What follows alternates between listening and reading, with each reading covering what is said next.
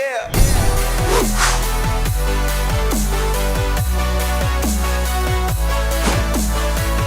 If you did not watch any FCS football on Saturday, then you truly missed out on a historic day of college football.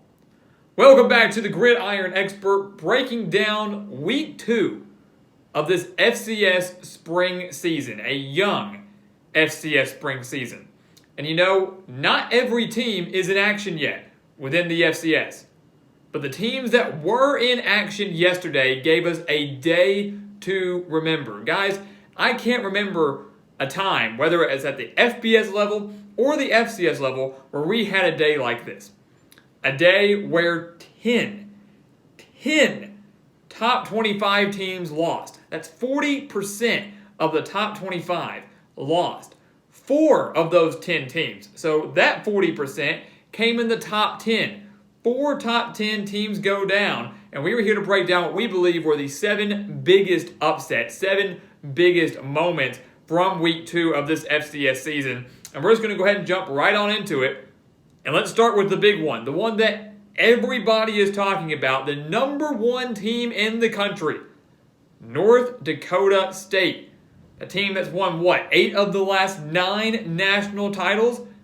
They go on the road and lose to Southern Illinois 38-14. Wasn't even close. And that loss, guys, it wasn't just monumental because they were the number 1 team in the country. It was monumental because they have been one of the greatest dynasties in all of sports over the last decade, and they came into this game with a 39-game winning streak. A 39-game winning streak. They had not lost since 2017. 39 straight games they had won. Had not lost since 2017. That's unheard of at any level of any sport, anywhere across the world. 39 straight wins. And they come into this game to face the Southern Illinois Salukis. And you know, when you look at this game, guys, it was close for a while. The Bison had their chances. It was 17-7 at halftime. So they were down 10, they were struggling, but everybody knew in the back of our heads, all right, they're slow, they're sluggish. Remember, this is only the second game they've played without Trey Lance. Zeb Nolan, they'll get it going. Zeb Nolan will get it going and the Bison will come back. Let me tell you this, what I believe to be the turning point in this game was late in the third quarter. Late in the third quarter, when the Bison were driving, they were on the Southern Illinois 42-yard line when Zeb Nolan got sacked and fumbled the ball.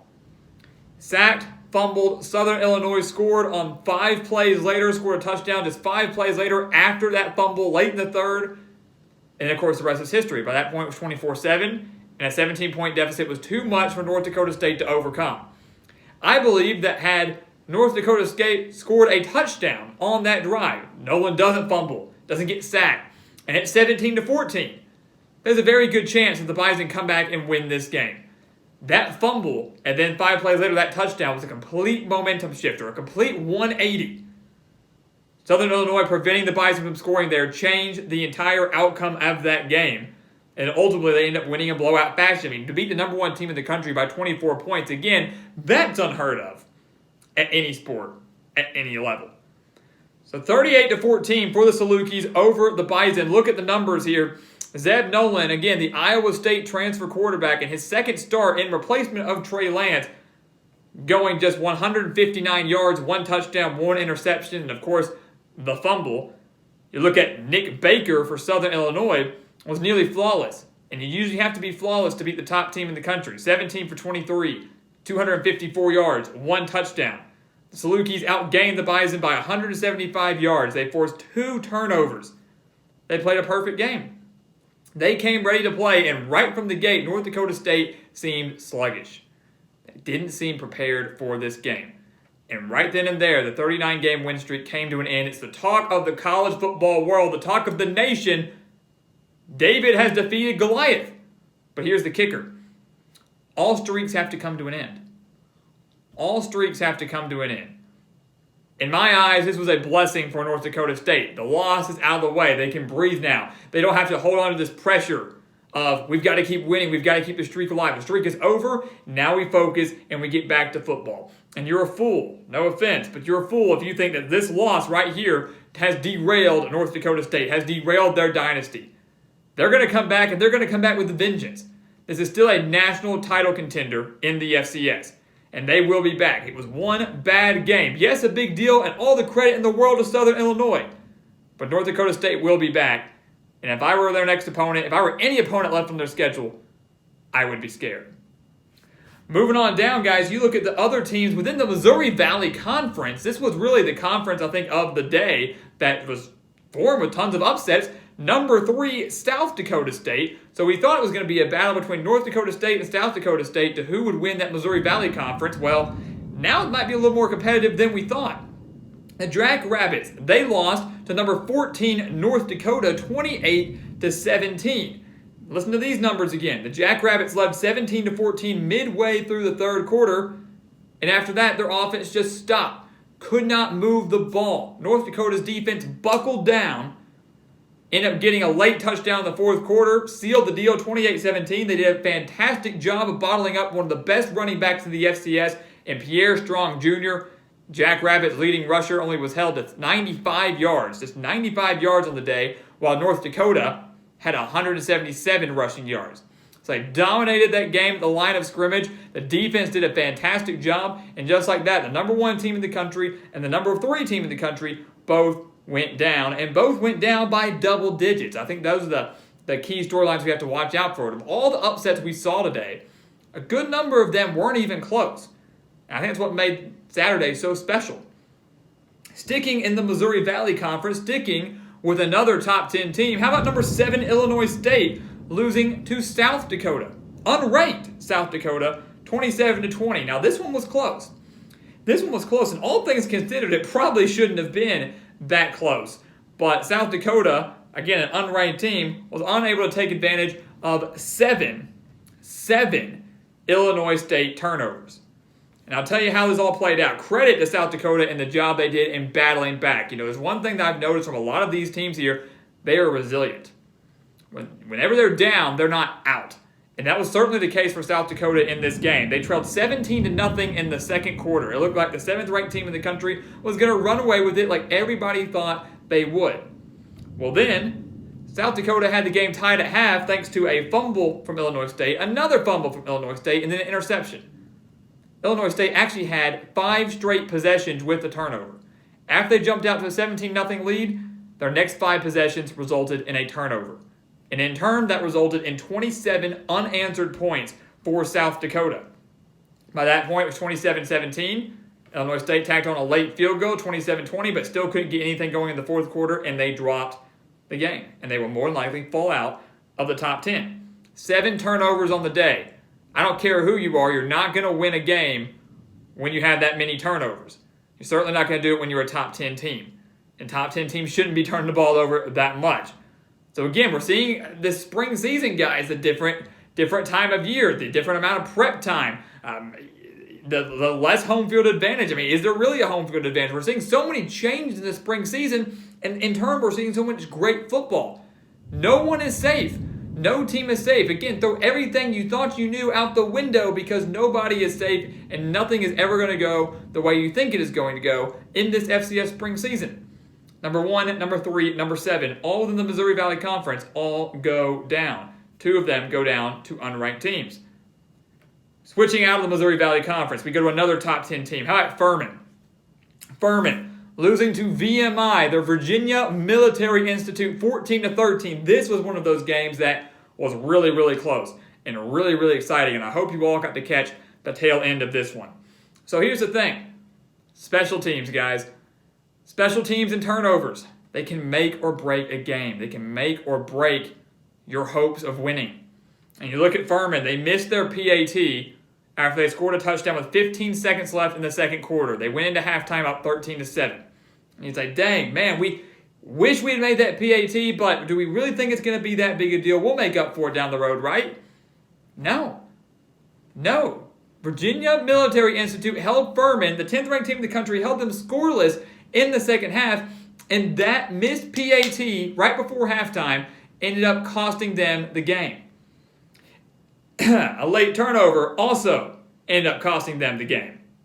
Listen to these numbers, guys. When you look at this game between the 10th-ranked team in the country and VMI, you can't help but wonder, how did Furman not win? They outgained VMI by 90 yards.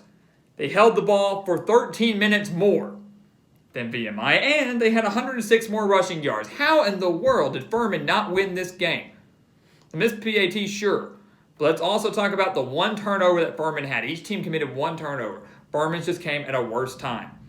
Wide receiver Ryan DeLuca fumbled on the VMI 27-yard line. The 27-yard line with 54 seconds left, and it ended the game.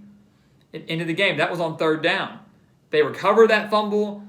They just run it up the gut. They just run it and fall down because they're in field goal range at that point. Field goal wins the game, 16-14. But he fumbles the ball, 54 seconds left inside the 30-yard line. VMI recovers. The rest is history, and they have clinched a top 10 victory. And now, out of the 4 top 10 teams we just mentioned, 3 of them fell to unranked opponents. The last 2 that we mentioned, Illinois State, South Dakota, Furman, VMI, arguably the better of the 2 matchups. We've got 3 more games we want to touch on here that we thought were big moments on Saturday. Chattanooga, real quick, taking down number 11 Wofford. The Terriers beat them 24-13. What a great defensive performance by them. What a great defensive performance by Chattanooga. Holding Wofford to 51 passing yards, forcing 2 turnovers, outgaining the Terriers by 102 yards. That's a solid defensive performance, very similar to what we saw from South Dakota. Very similar from what we saw from South Dakota, very similar to what we saw from North Dakota against South Dakota State. That's how you win football games, guys. Defense wins championships, like we always say.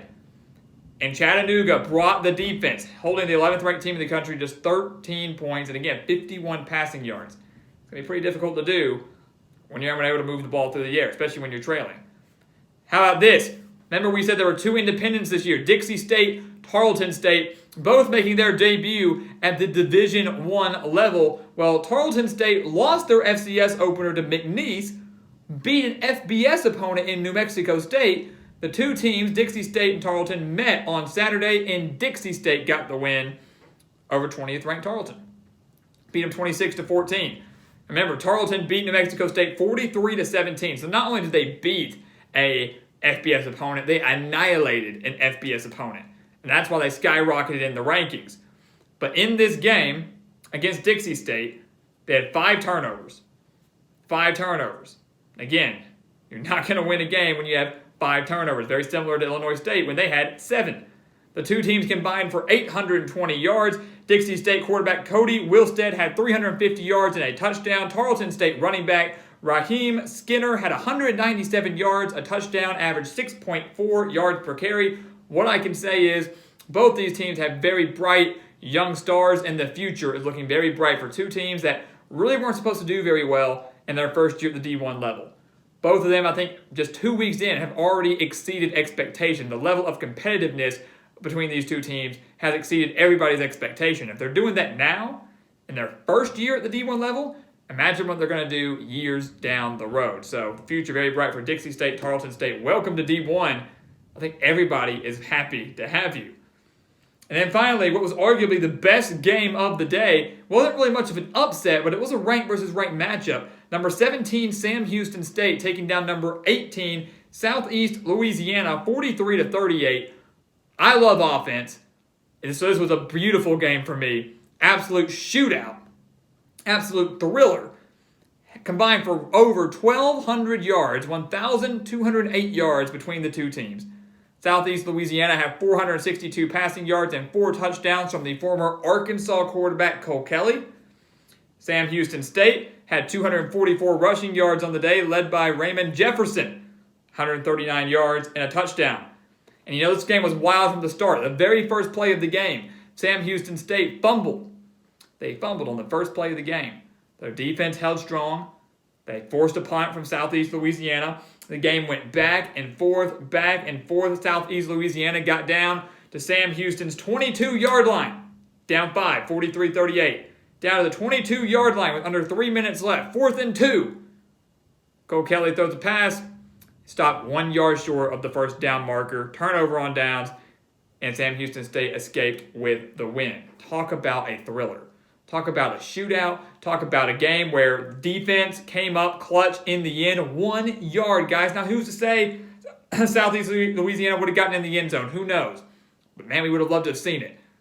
1 yard, guys, ended that game. Ended an absolute thriller. 17 defeating 18. Best game of the day, but of course, not necessarily the biggest moment of the day. That came with all the upsets. That came with the number 1 team in the country going down. And we would want a couple honorable mentions here. Those were all the upsets. Those were the 7 biggest moments to us. Shout out to Idaho. Remember, a former Sun Belt team dropping down to the FCS level. They took down number 12 Eastern Washington 28-21. Shout out to Incarnate Word, defeating number 19 McNeese 48-20. Another upset, another blowout upset in the top 25. And then Gardner Webb 42-20. Their victory over number 24 Elon. So, again, blowouts across the board, guys. 10 teams in the top 25 go down, the majority of them falling in upsets. That doesn't happen. That just doesn't happen. It doesn't make sense. But I'm glad it doesn't make sense. That's what's making this FCS season so great already. Now, I would tell you this, guys. Number 1 goes down. Number 3 goes down. Number 7 goes down. You're going to see major shakeups in the rankings whenever the next set of rankings come out. James Madison, who was number 2 yesterday, could very well be your new number 1 team in the country at the FCS level. Weber State, number 4 in the country yesterday, could be number 2. Northern Iowa, in the Missouri Valley Conference, with Illinois State, South Dakota State, North Dakota State, and now North Dakota, who should crack the top 10. Northern Iowa was number 5. They very well could be number 3. There are plenty of other contenders out there, guys, but we are going to see a major shakeup in the rankings. Those could be your top 3 teams, and that means that the races in these individual conferences are going to be a lot more competitive, a lot closer than maybe we originally thought. We've got a long way to go into the playoffs, guys, but I can tell you what, we got 16 teams that make the playoffs. If we're seeing upsets like this now in week 2, imagine what the postseason is going to be like just about 2 months from now. It's going to be unbelievable. We're off to an unbelievable start to this FCS spring season. This was our first recap. We've got plenty more coming your way, and we have plenty of analysis for week 3 coming up, guys. Football is back. Football is here to stay. We've got 2-3 more months of it. You better soak it all in, because this is historic. This is what we live for, and I'm just so glad it's here. So, guys, thank you so much for watching us here at the Gridiron Expert on YouTube. Make sure to continue to like, comment, subscribe, share our videos. Check out everything down in the description below. We've got so much exclusive content for you down there to help you get through this offseason. FCS is doing a great job of it. We want to help you out and help the FCS out even more. So check it out right down there in the description. You will not regret it. And once again, guys, as always, thank you so much for watching, and we'll see you next time right here on the Gridiron Expert.